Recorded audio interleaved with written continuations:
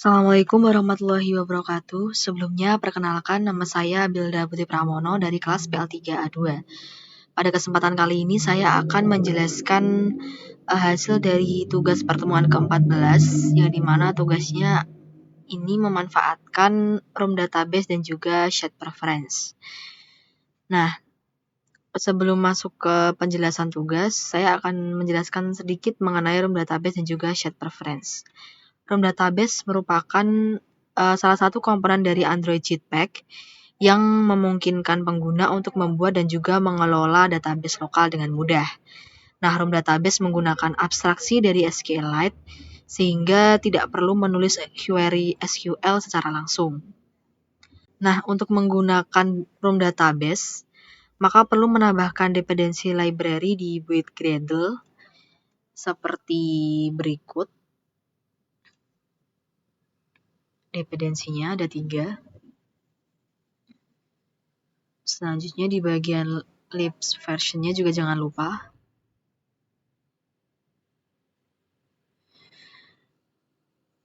Nah, lalu pengguna dapat mendefinisikan 3 komponen utama, yaitu entity, di sini saya menggunakan node, kemudian DAO, saya menggunakan node DAO, dan juga preference, dan juga database-nya yaitu node room database.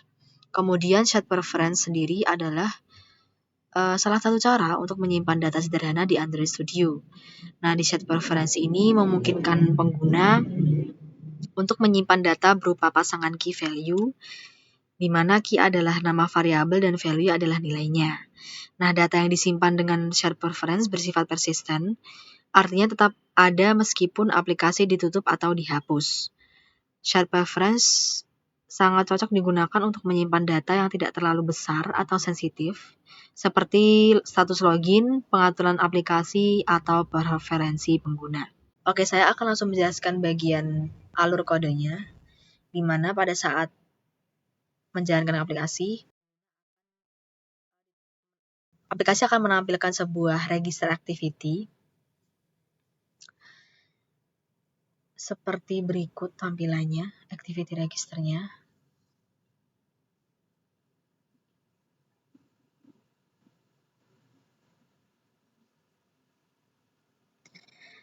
Nah, di sini pengguna akan mengisi username, password, dan juga confirm password.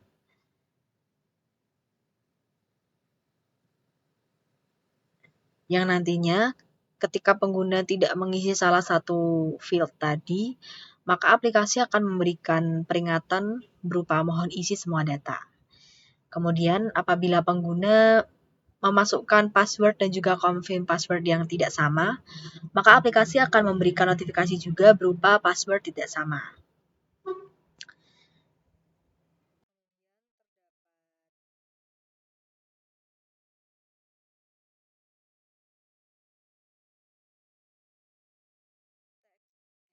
Kemudian terdapat teks login, yang dimana nanti ketika pengguna mengklik teks login ini, maka akan diarahkan ke login activity.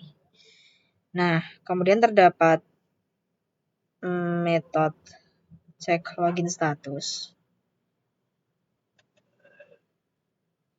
yang digunakan untuk aplikasi memberikan sebuah notifikasi ketika pengguna berhasil melakukan registrasi. Nah, ketika pengguna tidak berhasil melakukan registrasi, maka aplikasi akan memberikan notifikasi juga berupa registrasi gagal. Jika berhasil, registrasi berhasil.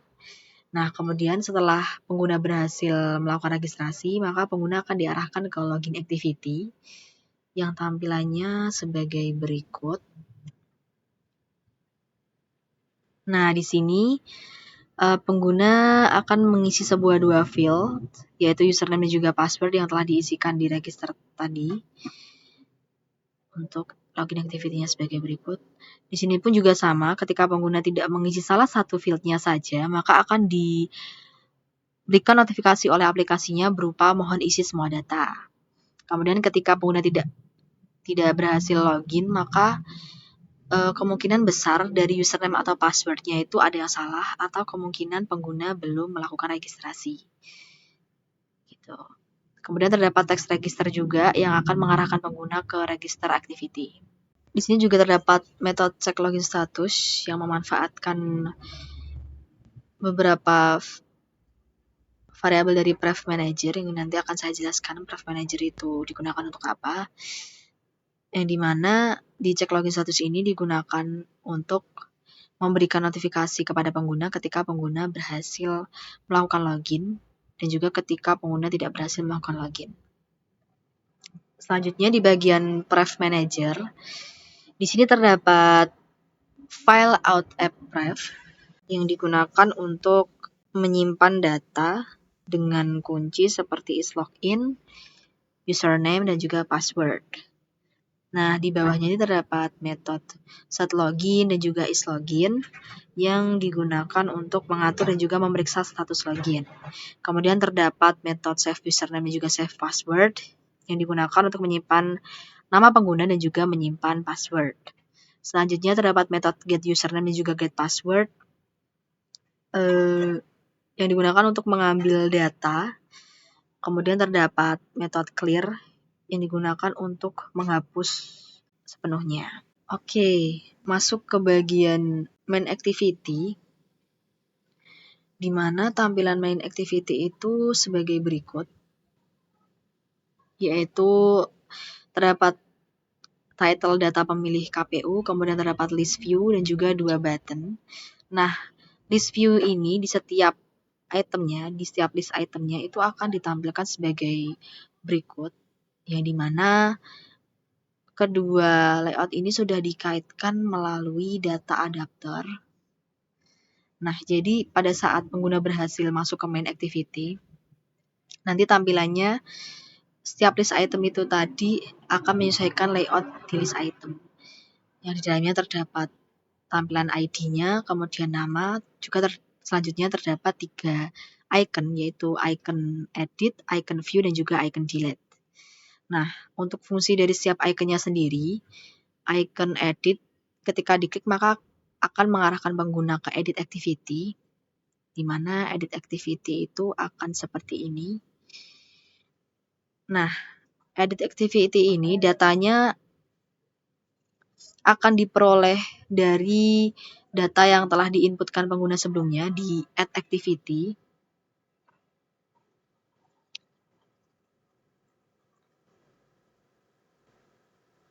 Nah,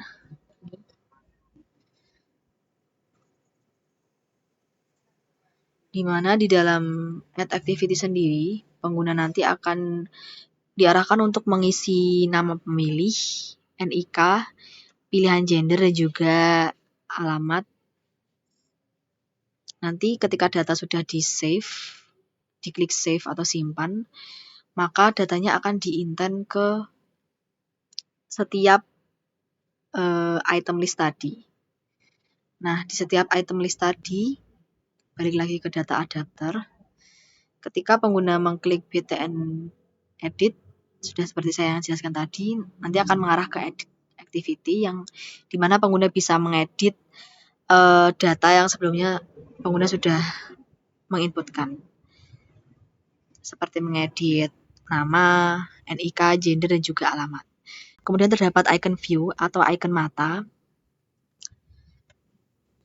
yang dimana akan mengarahkan pengguna ke detail activity, di mana detail activity ini juga datanya diintent dari data activity. Nah, di dalam detail activity ini nanti pengguna akan ditunjukkan sebuah tampilan seperti berikut. Jadi terdapat nama, NIK, gender, dan juga alamat. Dan juga terdapat button kembali, gitu. Oke. Untuk kode edit activity sendiri sebagai berikut. Untuk menyimpan perubahan menggunakan button save tadi, yang dimana perubahan itu nanti bisa langsung disimpan ke database lokal. Kemudian untuk add activity sendiri sebagai berikut.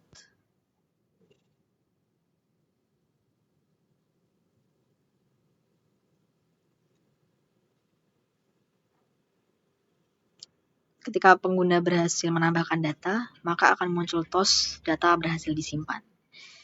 Begitu pula di edit activity tadi, ketika pengguna berhasil melakukan updatean data, maka aplikasi akan memberikan sebuah notifikasi berupa data berhasil diperbarui. Gitu. Kemudian di sini terdapat kelas data item atau data kelas data item yang di dalamnya terdapat model sederhana yang digunakan untuk menyimpan informasi terkait dengan objek yang di luar database, seperti transfer data antar activity atau menggunakan data tersebut di dalam adapter. Data item memiliki properti ID yang bertipe integer dan juga nama, NIK, gender, alamat yang bertipe string. Nah, di kelas ini juga implementasi interface serializable yang memungkinkan objek data item ini dapat diserialisasi untuk disimpan dalam bentuk yang dapat ditransfer atau dipertukarkan antar komponen dalam aplikasi. Kemudian terdapat folder database. Di sini kelasnya saya menamakannya node, yang di dalamnya berupa model yang akan digunakan di dalam database dengan room. Node memiliki kolom yang serupa dengan data item tadi, tetapi node ini lebih berfokus pada struktur dan juga kompatibel dengan database lokal. Nah, kelas ini ditandai dengan anotasi @entity yang menunjukkan bahwa objek ini merepresentasikan tabel dalam database. Dengan nama tabelnya di sini yaitu node table. Nah, kolom-kolom di dalam node ditandai dengan anotasi @column_info dan property ID diberi anotasi @primary key dengan opsi auto generate untuk menghasilkan ID secara otomatis. Nah, kemudian selanjutnya terdapat interface node DAO yang merupakan antarmuka data akses objek yang digunakan untuk berinteraksi dengan database room juga. Nah, DAO ini menyediakan berbagai metode untuk memasukkan sebuah data, yaitu insert, memperbarui sebuah data, yaitu update, menghapus data, delete, dan mengambil data, get all nodes, get node by, dan juga menghapus, delete by. Semua operasi ini dijalankan menggunakan coroutine karena operasi database bisa memblokir thread utama. Nah, kelas ini mengelola akses dan juga memanipulasi data node dalam table node table. Terakhir, terdapat node room database yang merupakan kelas yang mendefinisikan database room itu sendiri. Nah, dengan menggunakan anotasi @database, kelas ini menghubungkan entitas node dengan DAO atau node DAO untuk memudahkan akses ke database-nya. Kelas ini juga menerapkan pola singleton untuk memastikan hanya ada satu instance database yang digunakan sepanjang siklus dari aplikasi ini. Nah, kode ini mengonfigurasi room untuk membangun database dengan nama node database. Oke, untuk lebih jelasnya, saya akan langsung menjalankan aplikasinya.